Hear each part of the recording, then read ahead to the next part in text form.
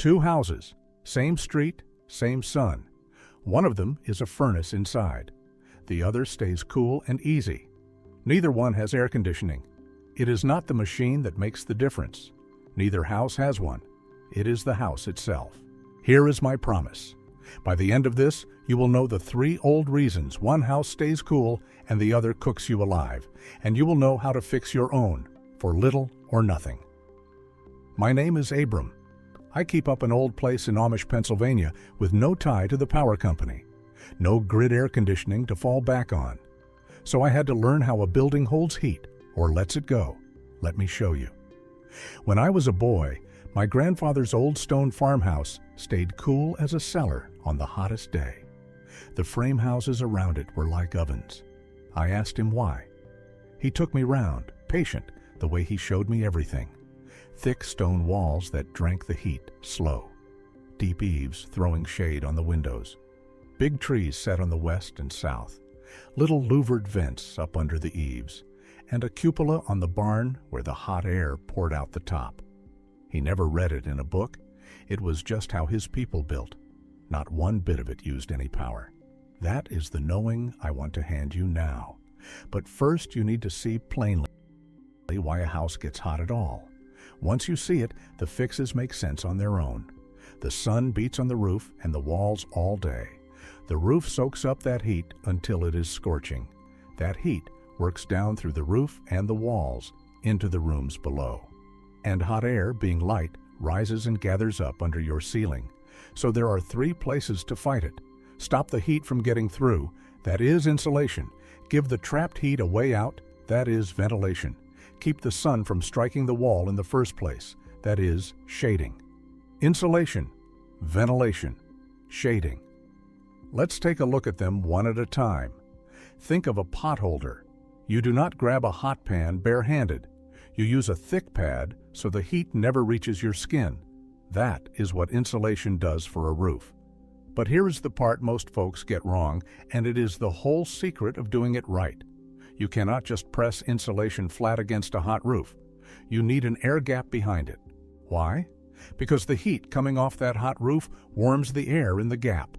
And that warm air, being light, rises and slips out the vents at the ridge and the eaves, carrying the heat away before it ever reaches your insulation. Insulation pressed tight against a hot roof does far less good than insulation with a breathing gap behind it. That is the old builder's trick. And the color matters more than folks think. A dark roof drinks the sun's heat. A light roof turns it away. That is why the hot countries paint their roofs white. A bright foil laid in with the insulation helps too, bouncing the heat back instead of soaking it up. Your walls work the same, especially stone or block. A heavy wall soaks up the sun slow all day, which is why it feels cool inside come afternoon. But that heat has to go somewhere. Come night, the wall gives it all back right when you want the house cool. So the old builders lined the inside with a second wall and a gap to catch that heat before it pours into the room.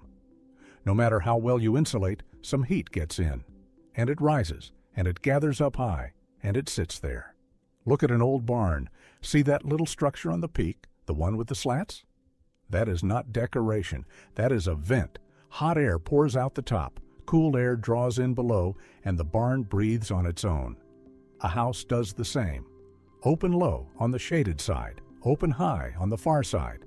The hot air rising and leaving actually pulls the cool air in behind it. No fan needed. The old builders called this the draw.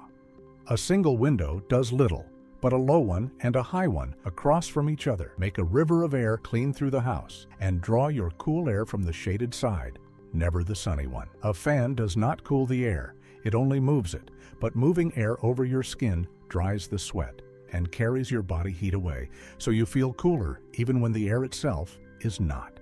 Run your fan with the venting, not instead of it. The third, and the simplest. Keep the sun from ever striking the wall or the glass to begin with. Think of holding a parasol over your house. The sun strikes the parasol, and you stand in cool shade. But which shade you need depends on the hour. At midday, the sun sits high, so an overhang or a deep eave throws shadow straight down and blocks it well. But late in the day, the The sun drops low in the west and comes in sideways, right under any overhang. For that, you need something standing up and down. A shutter, a trellis, a tree. Shade the west wall above all.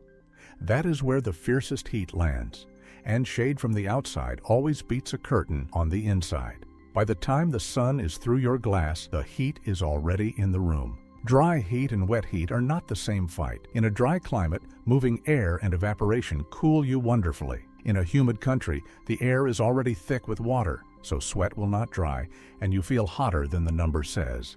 There, lean harder on the ventilation. Keep that heavy air moving. It will not cool the air itself, but it will carry the misery off your skin. Now, why do so few houses get built this way anymore? It is not some wicked plot. It is simpler than that. It is quicker and cheaper to throw up a thin-walled house, poorly vented, unshaded, and hang a machine on it. The builder saves his money on the quick house. The power company makes its money on the machine, every summer, year after year. A house built with insulation and venting and shading costs nothing to run, and that is exactly why nobody down the line has a reason to sell it to you.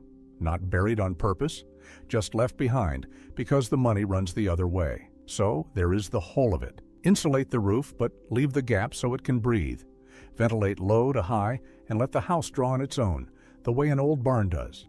Shade the walls before the sun ever touches the glass, and shade the west side hardest of all. Do these three, and a house stays cool on its own, small or large, for little or nothing, the way the old houses and barns did, long before there was a machine to sell you. Now I want to hear from you. Tell me down below whether your own house bakes or stays cool, what it is built of, wood or block or stone, and whether your heat is the dry kind or the wet. I read every one. If this is the kind of plain, working knowledge you came here for, subscribe and stay with me. Next time, I will show you more of the old ways to keep your power bill down through the whole summer, past the cooling alone. The people who built this country with their hands knew how to work with the sun instead of fighting it. That is the knowing I am handing down to you.